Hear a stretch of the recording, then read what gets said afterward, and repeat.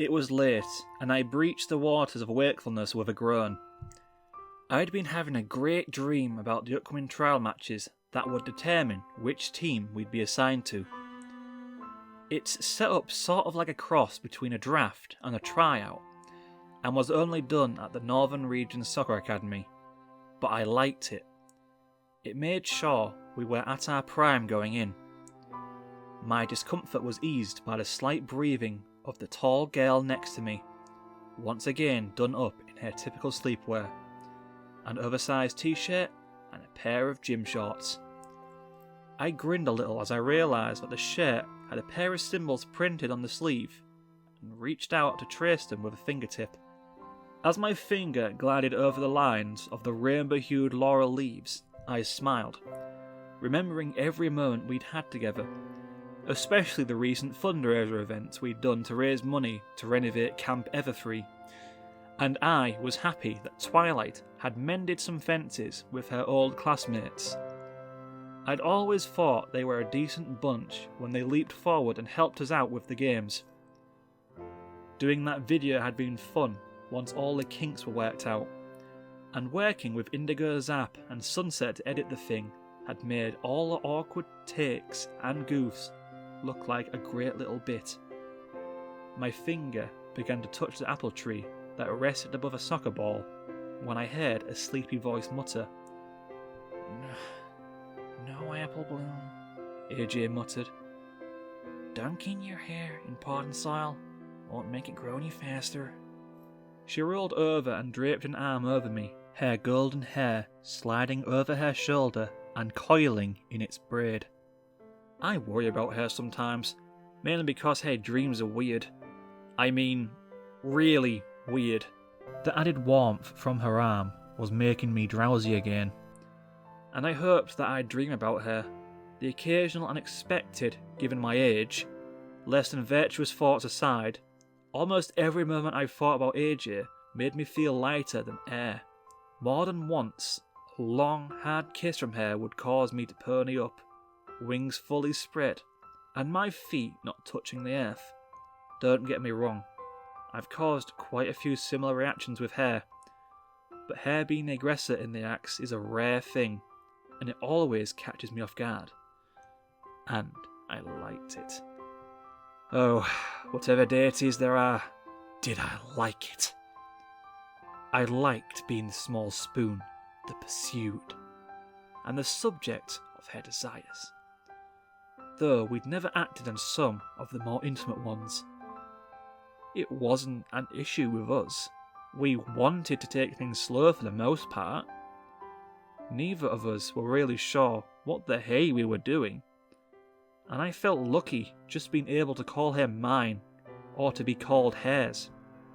Dad loved her. He'd caught me on my way to bed the other day to tease me about the pretty country girl that could cook so well. I'd never felt like such a girl as in that moment when my face turned beet red.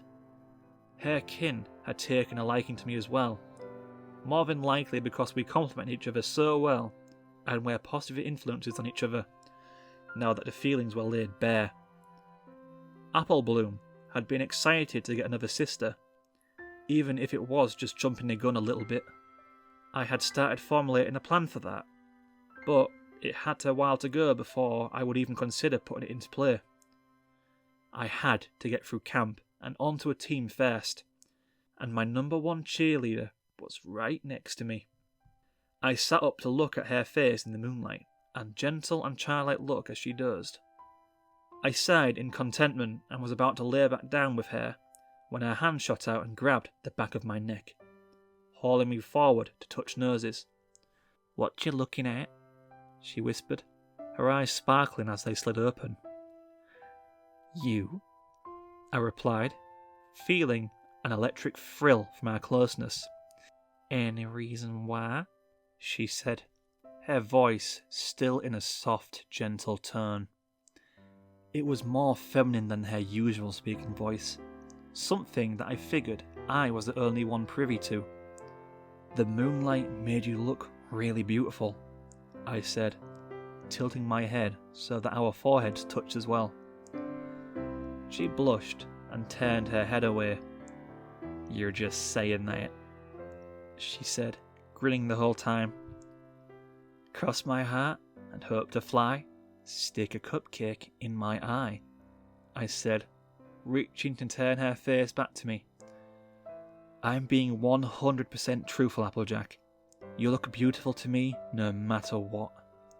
"Let's see how you feel after a week at that cabin," she shot back with a chuckle. "Roughing it the whole time? Living off the land?" "I wouldn't call it roughing it," I smirked.